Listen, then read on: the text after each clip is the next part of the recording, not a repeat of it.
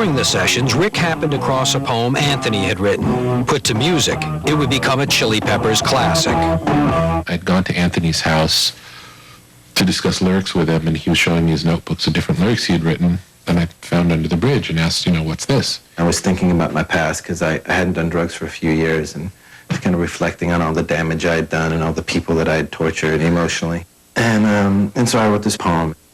I could just tell that he was opening his heart, and they were beautiful words, and it wasn't sung yet. All it was words on a page. You could just tell from looking at the words. They were special. I think he was touched by it, and he said, why don't you go in and sing it to him? And I thought, okay. It's very personal and kind of revealing and, a little bit embarrassing, but I'll go in and I'll sing it to him. And I read it to him, and I sang it to him, and I probably sang it out of tune and, using 3 different keys at the same time. But they heard what I was trying to express, and instead of laughing, they both went to their instruments and just started playing. It's hard to believe that there's nobody out there. It's hard to believe that I'm all alone. At least I have her love. The city, she loves me.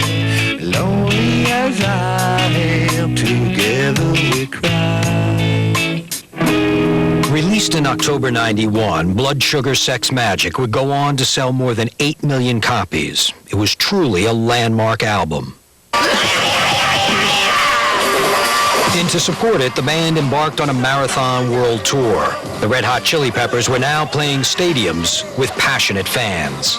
Every single person, every mother in this whole place, every single boy and every single girl has to take off their shirt. If he said to, take your shirt off and spin it in the air, everybody in the audience would do it. And wave it around their head like a wild helicopter like this for the whole song. Don't stop until the song is over.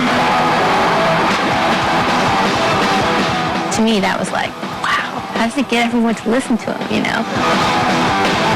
It's just so intense, to see that power over everyone.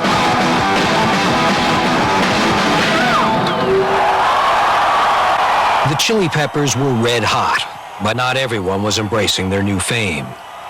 I just didn't like the way everybody was responding to the success that we were having.